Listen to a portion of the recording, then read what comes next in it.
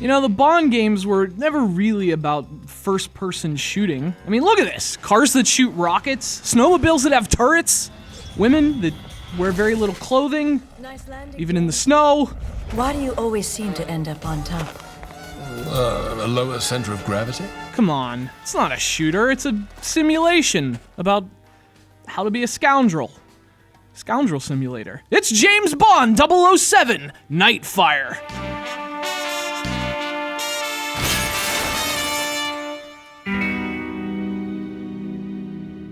So this was the 5th Bond game released after GoldenEye. You know, the 1997 classic that just defined a platform and redefined a genre. No big deal. Actually, it was a huge deal. And as with any game that brings that kind of legacy, GoldenEye also brought some expectations. Unreasonable expectations for every 007 game that would come after it, including 007 Nightfire. And that's why sometimes it's a good idea to go back and play games you've written off, you know? I mean, no Bond game will ever be GoldenEye. It's not fair to expect that.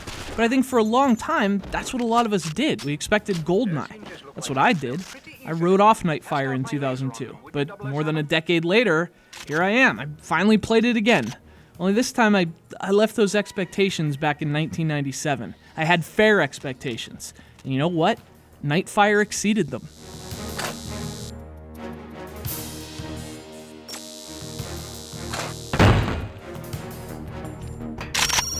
Now, with all that said, there's one thing you need to accept right away with Nightfire, and that's that by any objective measure, it has really clunky controls. I mean, if you want to see how far shooters have come in the last decade, play something like BioShock, and then try Nightfire. It's like trading the hottest car in the lot for a 1942 Chrysler Saratoga. They don't make them like this anymore, and for good reason.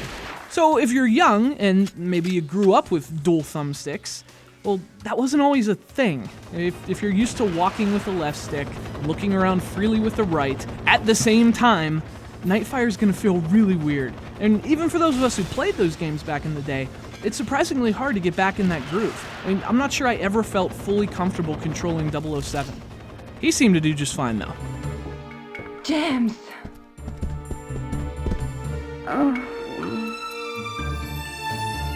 You're the deep cover agent? It's not as deep as it looks. So, with all the old school FPS control stuff out of the way, almost everything else about this game's awesome. In fact, I was really surprised how good it looks. It's not like this is some late cycle GameCube game. This was 2002. System was only a year old, but Nightfire was already pulling off some impressive stuff. And as a side note for Nintendo fans, it really shows you how lazy most developers were with their Wii games. That Nightfire on the GameCube looks as good or better than a lot of Wii games. And that polish carries over to the audio. Nightfire sounds as good as it looks. You know, older shooters move at a whole different pace than modern ones. That's one of the things I like about them. And Nightfire feels mostly old school in that respect. It feels a lot more like GoldenEye in terms of its levels and gameplay than it does any modern shooter. It's a matter of getting a grip on the game. Like, literally. If you can get used to the decade-old controls, this is a really fun shooter and a fantastic addition to your GameCube library.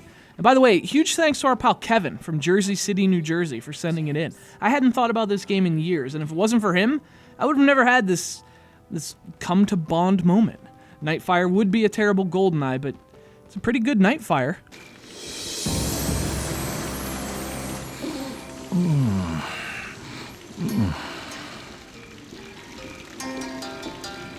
Ah, Mr. Bond, at last. This is Kiko Hayashi, my bodyguard. I assure you, she's quite skilled. No doubt.